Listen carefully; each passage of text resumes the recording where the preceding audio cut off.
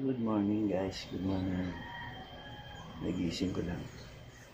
Pero kanina pa ako nagising, mga alas 4. Dito na ako sa taas.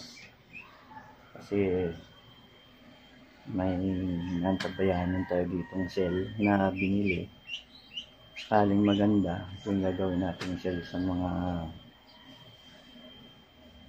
solar battery system. Bibuild tayo sakaling pumasa to. Live view Porsche na 32650. So ang ginawa ko ngayon ay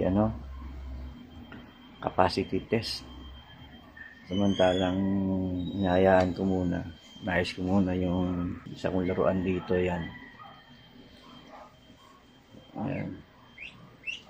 ngayon ito siya. Yan, capacity test natin.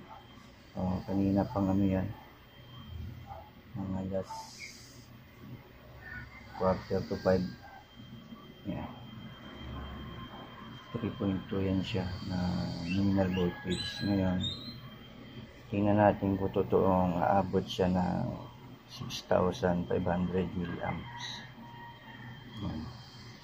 So ngayon ang voltage niya is 2.9. Yan, 2.8 ilalaro na. So kanina pa yan. Ilang oras na ba yan? 1.25 hours.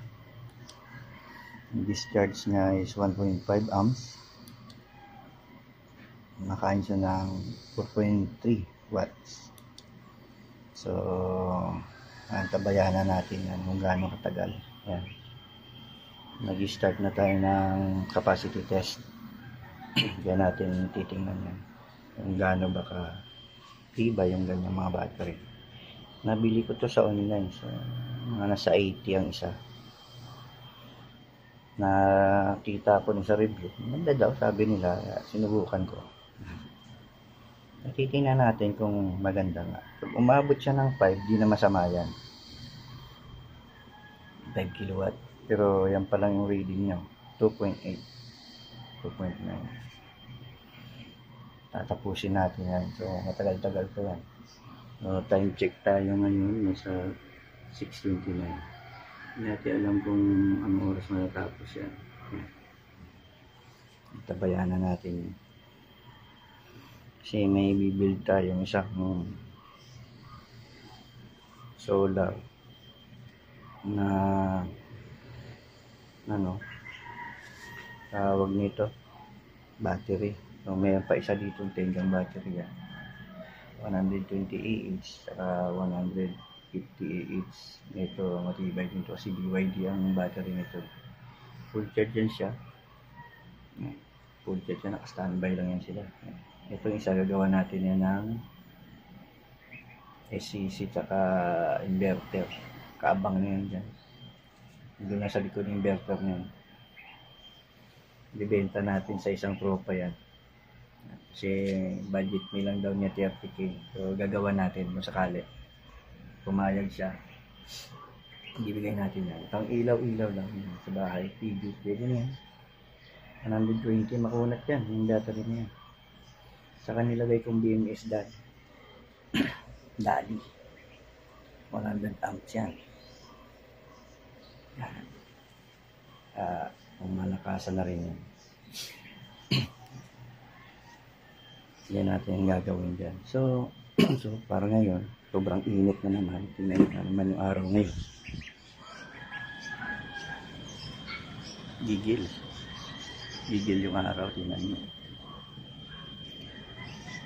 maaga pa lang yan. Ito na yung harvest nyo. 470 631 ang harvest nyo.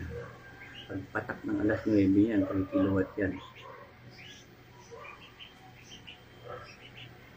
Ganyan.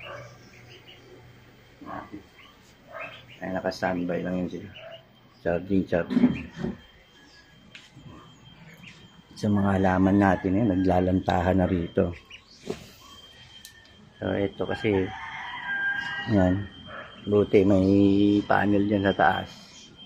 Yan, Yung papaya natin, pinutol ko nga ito eh. Bumunga oh, pero ubos lahat ng dahon, lanta dahil sa init dyan. Yan. So, tabayan na natin.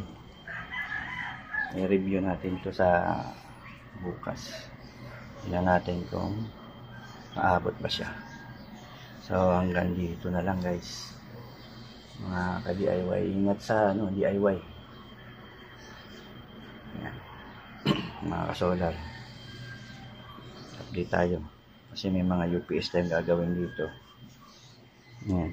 Dalawa dyan. Bibilan natin ng battery ito yung ilalagay. Kahit mga lang, 50 amp hour lang. Pwede na. Pang ilaw bahay, clip pan. Clip pan. 300 watts. Yan. Okay. Good. Dito na lang. God bless.